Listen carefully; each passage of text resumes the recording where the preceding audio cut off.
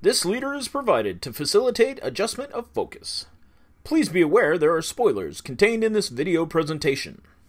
Memories, trying to find my wife's killer. Tattoo all that's important. Memories, trying to find my wife's killer. You know the jokes I like. This movie came out in 2000. It was nominated for Best Writing and Editing. It got a Golden Globe nomination for Best Screenplay. I agree. Even knowing the punchline, it's been just long enough that I couldn't remember how they got there. I remembered how confusing it was the first time, and damned if he didn't do it to me again. What? I mean, it really felt to me like it was a dare. Like somebody said, you know what you can't do?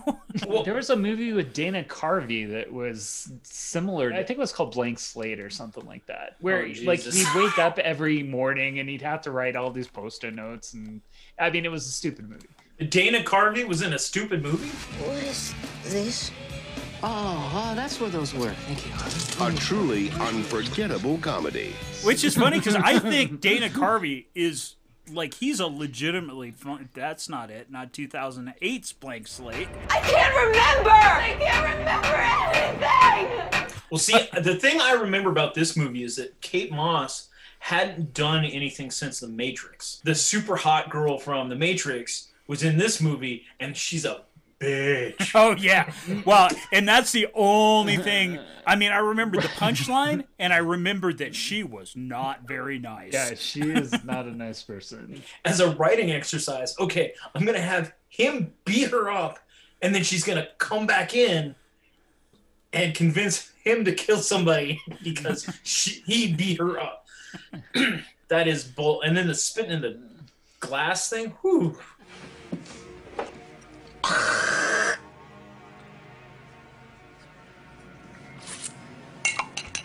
Thank you. Well, I always wonder if you kind of re-edited it to where it was like linear. That I know it wouldn't make it any better, but I would forget like certain things where I'd be watching something like, oh, that connects to this that I just watched, but I've been like in my head, I'm like playing music in my head or something, just going da, da, da, da, da. Oh, right, yeah.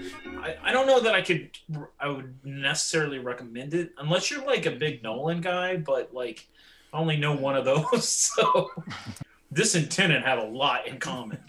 You see the path, and Tenet is kind of like this movie in kind of a pure form. So I haven't seen Pin. It's confusing. It is. Pack a lunch. But, I mean, bring a notebook. This has a lot in common in the fact that if you're invested, it's worth kind of sorting out like what the hell is going on. Yeah, and I mean, the thing that makes it that pulls you in is figuring out that she is Carrie-Anne Moss is just awful. Yeah, she's. Well, and if you're willing to float, like where you're just like, okay, I don't know what the fuck is going on. I'm totally adrift, and I'm okay with it, and I'm just gonna kind of like sit on it for a little bit until I kind of get up to speed. Then I think that's where it really pays off. But if you're just like, I don't know. We were walking along and all of a sudden something happened and he's running around and somebody's trying to shoot him and he doesn't know who it is. It's like... He can't remember whether or not he's chasing the guy or not. The inner dialogue got distracting in the whole thing where it was like, I got kind of tired of that. But I don't know how you would get around that, though. Right, yeah. I mean, you really can't. I invested the 2 hours to watch it and just was like, okay, don't need to watch that again. Let us never speak of it again. Yeah, I did that same thing the last time I watched Deer Hunter, and then I had to watch it again. But it's okay, because I forgot most of it. I didn't feel like it was too Groundhog Day-ish, where, like, right. Obviously you saw the same thing over and over, but it didn't feel as laborious to get, like, once you understood what was going on, like the clues that you got out of that. Because it was kind of Rashomon. Yeah.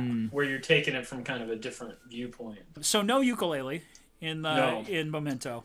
Severe lack of ukuleles. Yes, indeed. Severe lack of personality. Well, and to some degree, I would agree. I really felt like I didn't.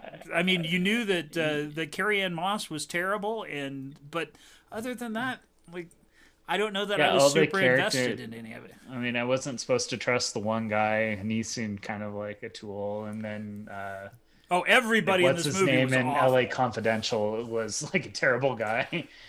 And so I just was like, why do I care? I don't want anyone to win. Can everybody lose? Can everyone lose? They all die at the end. Drei Gläser. I can't remember what I thought of this movie. Did I really put down 3 for Memento? I can't remember what I put down for this, but I'm pretty sure it's a 2. If I never have to watch this movie again, I can't remember anything about it. It's only been 2 weeks. So, yeah, I'm going to give it 2 ukuleles. You could see the groundwork being laid, but this is not quite there yet. I give it 2 ukuleles. I wouldn't even give it 1. I'll give it 1. I just couldn't care less about any of the characters or the story, and the story wasn't linear at all, and no, hard pass. Trinity was the worst person ever. She was pretty bad, which is too bad because she was pretty hot in that movie, but it was pretty bad. No arguments here. It's over!